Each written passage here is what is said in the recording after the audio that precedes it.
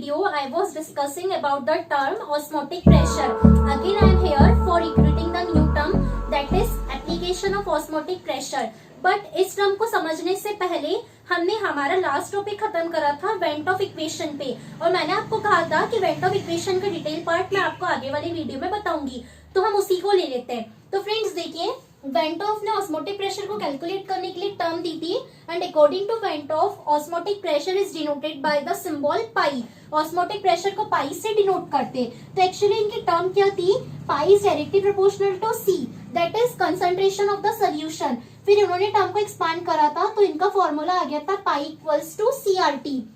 यहाँ पर C जो है वो कंसंट्रेशन है, R जो है वो यूनिवर्सल गैस कांस्टेंट है, T जो है वो टेम्परेचर है।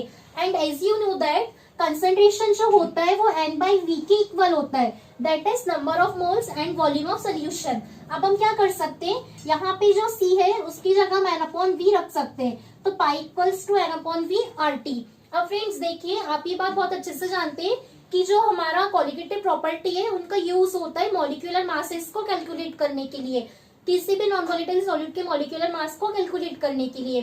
तो यहाँ पे जो ऑस्मोटिक प्रेशर है इसका यूज भी होगा मॉलिक्यूलर मास को कैलकुलेट करने के लिए।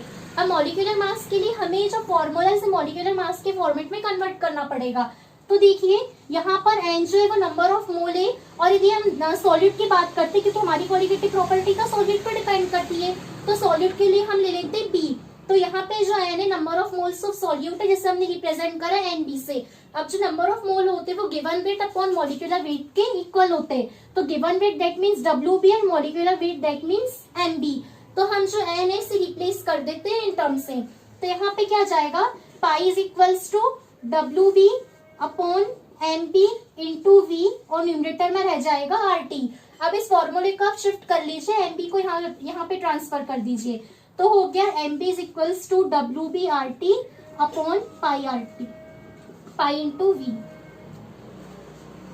तो फ्रेंड्स ये जो इक्वेशन है, इस इक्वेशन का ही यूज किया जाता है मॉलिक्यूलर मास को कैलकुलेट करने के लिए। जब भी आपको मॉलिक्यूलर मास का कैलकुलेशन यदि न्यूमेरिकल वगैरह कुछ एग्जाम में पूछता है, वो भी ऑस्मोटिक प्रेशर से रिलेटेड, तो आप इस फॉर्मूले का यूज कर सकते हैं। अब फ्रेंड्स देखिए, एक्चुअली ये जो है ऑस्मोटिक प्रेशर, इसकी एप्लीकेशन ये है कि इसका सबसे ज्यादा यूज किया जाता है प्रोटीन्स के या फिर पॉलीमर के मॉलिक्यूलर मास को कैलकुलेट करने के लिए। अब ऐसे रीजन क्या है कि इस कोलिगेटिव प्रॉपर्टी का यूज किया जाता है प्रोटीन या पॉलीमर के मास को कैलकुलेट करने के लिए। तो इसका फर्स्ट रीजन ये है कि जो ऑस्मोटिक प्रेशर है ये वर्क करता है रूम टेम्परेचर पे, इसको हम रूम टेम्परेचर पर भी यूज कर सकते हैं। अब यदि आप वाक्य कोलिगेटिव प्रॉपर्टी की बात करेंगे, तो जैसे कि देखिए, डिप्रेशन इन फ्रीजिंग पॉइंट में हमें जो टेम्परेचर है वो रूम टेम्परेचर से बिलो लेना पड़ता है, and elevation in boiling point में जो टेम्परेचर होता है वो हायर देन रूम टेम्परेचर होता है। सो ये जो कोलिगेटिव प्रॉपर्टी रूम टेम्परेचर पे वर्क करती है, इसकी ये फर्स्ट रीजन है। सेकेंड रीजन तो ये है कि जो ऑस्मोटिक प्रेशर की जो वैल्यूज होती है वो लार्ज होती है, values are larger and measurable. इसकी जो वैल्यूज होती है वो लार्जर होती है और मेजर करने के लिए कैपेबल होती है ना, तो दैट्स व्हाई हम इस कोलिगेटिव प्रॉपर्टी का यूज करते हैं। फिर थर्ड रीजन आप ये बोल सकते हो कि वाली जो कोलिगेटिव प्रॉपर्टी होती है, ये कोलिगेटिव प्रॉपर्टी डाइल्यूट सॉल्यूशन के लिए यूजफुल होती है। This colligative property useful for dilute solution, जिसे हम डाइल्यूशन भी कह सकते हैं। देन हम ये बोल सकते हैं कि जो कोलिगेटिव प्रॉपर्टी है, इस कोलिगेटिव प्रॉपर्टी में हम मोलरिटी का यूज करते हैं इन प्लेस ऑफ मोलरिटी। इसके पहले वाले वीडियोस में मैंने आपको बताया था कि किस तरीके से हमने देखा है कि एलिवेशन इन बॉइलिंग पॉइंट और डिप्रेशन इन फ्रीजिंग पॉइंट जो है वो मोलरिटी पे वर्क करती है, बट जो हमारे लिए ये जो ऑस्मोटिक प्रेशर वर्क करता है N पर, दैट मीन्स मोलरिटी पर। तो ये कुछ रीजन से यदि आपसे ऐसा क्वेश्चन पूछता है why osmotic pressure is used to calculate the molecular mass of protein, so आप ये 4 रीजन उस पॉइंट के दे सकते हैं, आपका एकदम एग्जैक्ट आंसर बनता है। अब फ्रेंड्स देखिए, ऑस्मोटिक प्रेशर के बेसिस पर जो सॉल्यूशन है, सॉल्यूशन को 3 कैटेगरीज में डिवाइड करके रखा हुआ है। फर्स्ट कैटेगरी सॉल्यूशन की आइसोटोनिक सॉल्यूशन, सेकंड कैटेगरी बनती है हाइपरटोनिक सॉल्यूशन, और थर्ड कैटेगरी बनती है इनकी हाइपोटेनिक सॉल्यूशन। ये तीनों कैटेगरी के बारे में आपको फुल नॉलेज होना चाहिए। ये तीनों टर्म्स की डेफिनेशन भी बहुत बार एग्जाम में पूछ सका है, तो ये तीनों की तीनों टर्म्स आपके लिए बहुत इंपॉर्टेंट है। अब फ्रेंड्स देखिए, आइसोटोनिक सॉल्यूशन क्या होते हैं, तो आइसोटोनिक सॉल्यूशन वो सॉल्यूशन होते हैं जिनका ऑस्मोटिक प्रेशर सेम रहता है एट रूम टेम्परेचर। तो आइसो का मतलब होता है same. The solutions which have same osmotic pressure at room temperature is known as isotonic solution. Suppose हमारे पास दो सॉल्यूशन है, solution A and solution B. Suppose solution A का ऑस्मोटिक प्रेशर पाई ए है एंड सॉल्यूशन बी का osmotic pressure pi B है। तो इस केस में जो पाई ए और पाई बी है वो दोनों के दोनों इक्वल हो जाएगा। अब सेकंड बनता है हाइपरटोनिक सॉल्यूशन।